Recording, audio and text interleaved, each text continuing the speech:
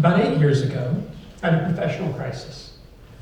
I'd gotten my PhD in sociology because I wanted to use it to make a difference in the world. But after over 2 decades of work, I didn't know if this was happening. Sure, I had publications and I'd gotten grants. I'd even been promoted twice. But did my work really matter? This was difficult and frustrating for me because I felt like I'd wasted my career. So I started searching about for a new research topic. I explored different options, and I settled on the study of purpose in life. Specifically, I focused on one question.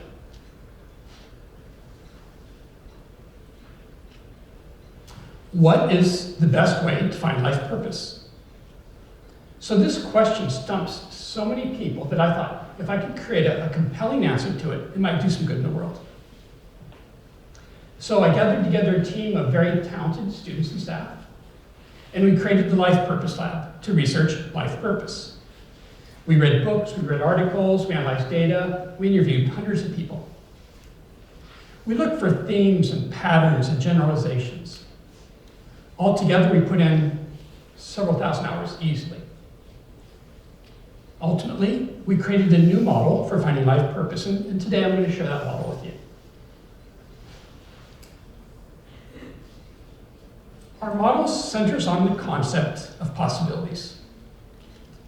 We define possibilities as options for meaningful actions.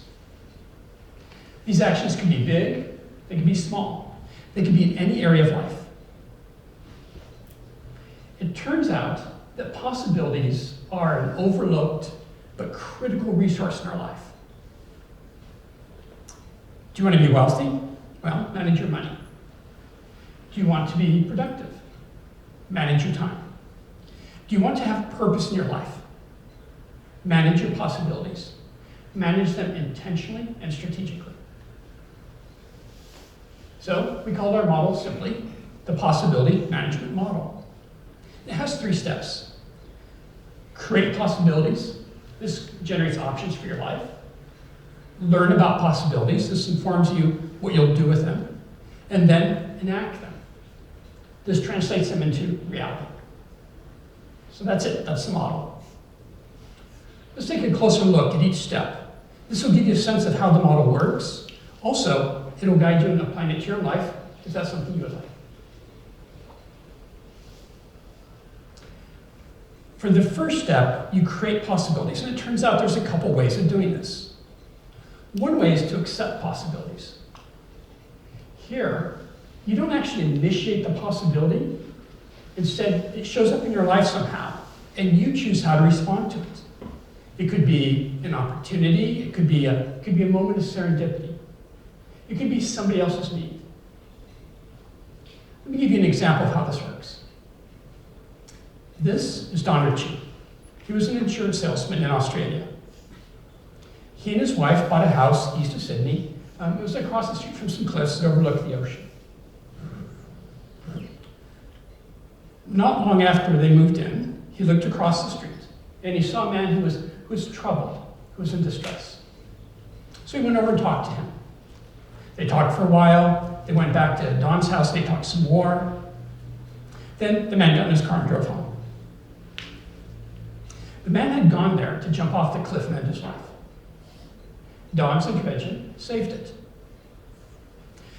This pattern repeated itself numerous times in the coming decades. It's estimated that Don single-handedly saved between 150 and 400 lives.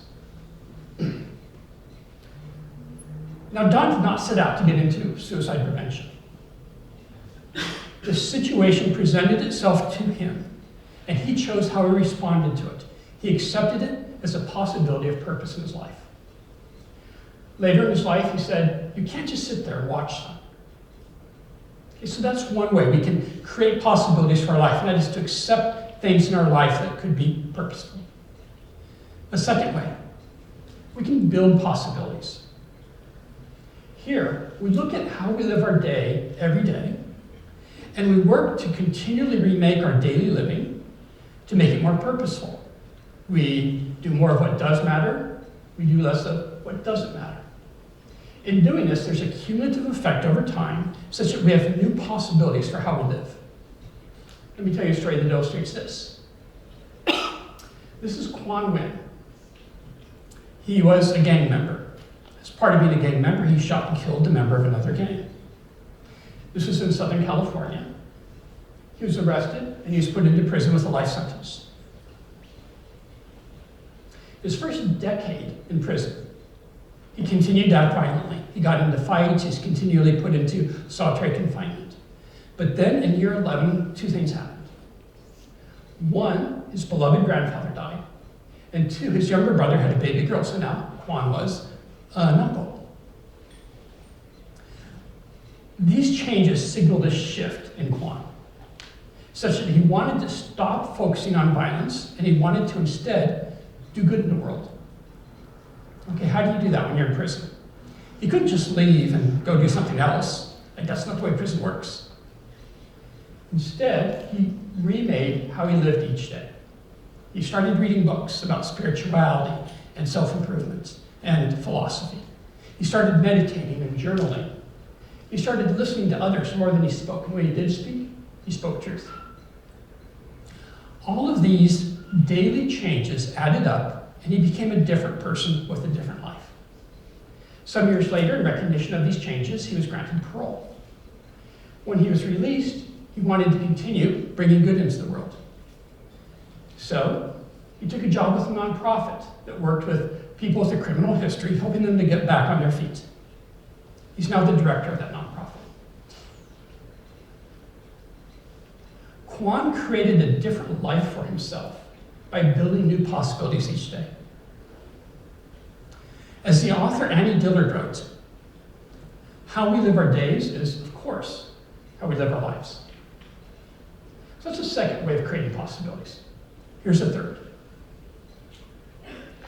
A third way we can create possibilities is we can envision them.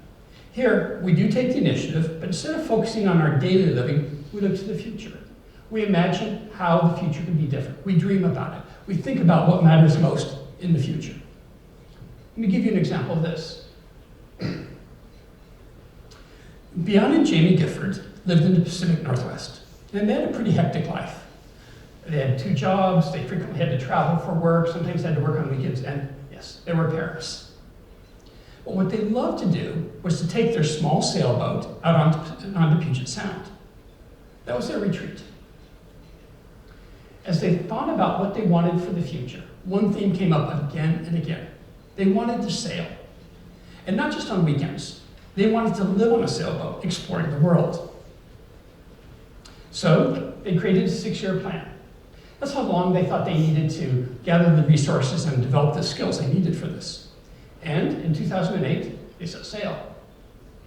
They have been sailing around the world since. They have circumnavigated the globe once already, and as of this morning, they were in Micronesia. To pay the bills, they coach other sailors, and they make and sell sails. The oldest child, the son, went to college this last year, and Bjorn told me that it was weird for him to be on land that much.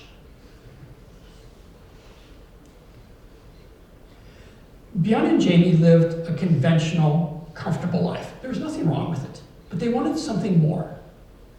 So they envisioned a different possibility for their future. Okay, so that's creating possibilities. And my research team and I actually spent the most of our time on that step. But once we have these possibilities, what do we do with them? The temptation is to just pick one and do it, sort of the just do it approach to life.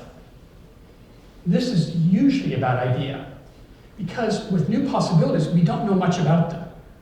So there is a word for making major life decisions based on limited information. It's called guessing. Instead, what we want to do is we want to start learning about the possibilities. And we can do this in different ways. We can research them. We can talk to others who are doing them. We can do what Burnett and Evans call prototyping. Here, we create a small experience that represents the larger possibility, just to see how it feels. Okay, so let's create a hypothetical example for you to illustrate how this works. Let's say that you create possibilities for your life, and one of them happens to be being a vegetable farmer. You want to grow healthy produce and sell it. Okay? What do? Well, you can watch videos on YouTube. There's lots of them about how to become a vegetable farmer. There's other things you can learn online. You could go to your farmer's market and talk to a vegetable grower. You could just plant a small vegetable garden in your backyard one season, just to see what it's like. All of this information will give you the knowledge and the experiences that you need to know what to do with this possibility. So at this point, you've created possibilities and you've learned about them. In all likelihood, you'll have more possibilities than you can actually fit into your life. But you need to enact some of them. So what do? The key here is to think in terms of possibilities. To think in terms of combinations. To bring together those possibilities that will give you the greatest overall sense of purpose. So in this way, asking the question, what is my purpose in life, isn't quite right. The better question, what are my purposes in life? As we think of which possibilities we want to combine, we want to lean heavily on our intuition. Intuition can guide us in different ways. It can attach different emotions, positive or negative, with a possibility. It can make some possibilities feel more authentic to who we are, like they're a better fit for us. It can make some possibilities persist over time, such that even if we say that we don't want to do them, the idea of doing them just won't go away. So that's our model. As I've presented it to you, it's a linear sequence. Create, learn, and act. And frankly, that's the best way to teach it. But if you want to apply it to your life, think in terms of a cycle. Create possibilities, learn about them, and act. Then create more possibilities. These new possibilities could be modifications of what you've done. They could be variations of it. As you go through the cycle again and again, you will learn more about what matters to you and how you want to enact in your life. Now, I started this talk with a question. What's the best way to find purpose in your life? Here's my answer. Go through this cycle continuously in every area of your life. This will develop purpose throughout your life. You'll have much greater purpose in terms of depth and in terms of breadth. Okay, so that's our model. When my team and I created it, we thought it sounded pretty good. I mean, it has these snazzy graphics. But we wanted to actually test if it worked. So we created an 8-hour workshop. In this workshop, we teach people how to find their own purposes in life using the model. In the workshop, participants learn about purpose. They are given exercises. They do thought experiments. They talk with each other. They do reflective writing, and especially they make plans for the future. We've been doing this workshop now for 3 or 4 years, and about 700 people have gone through it. Over 85% of the participants report a significant increase in understanding their life purpose, and this increase persists for at least 6 months. Not only that, they report being happier and more satisfied with their lives. Now, these findings are deeply gratifying for me.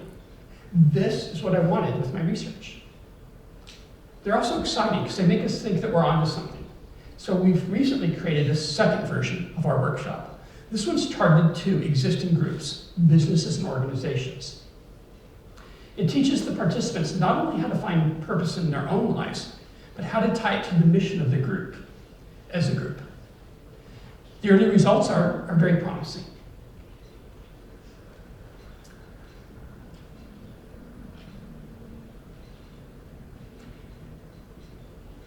The study of life purpose for me has not just been an academic exercise. It's also been a self-transformation project. I think I chose it for a reason. I wanted it for myself. I've applied this model to every aspect of my life, to my research, to my teaching, to my family life, to my friendships. I've applied it to my spiritual behaviors, to my health practices. I've applied it to my hobbies and outdoor activities. The results have been Nothing short of spectacular.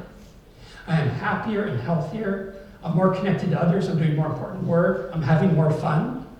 I'm even sleeping a lot better at night. In many ways, this is the best season of my life. Purpose has become my purpose. In sharing this model with you, it's my hope that in some way it guides you as you explore the own possibilities, the extraordinary possibilities in your own life.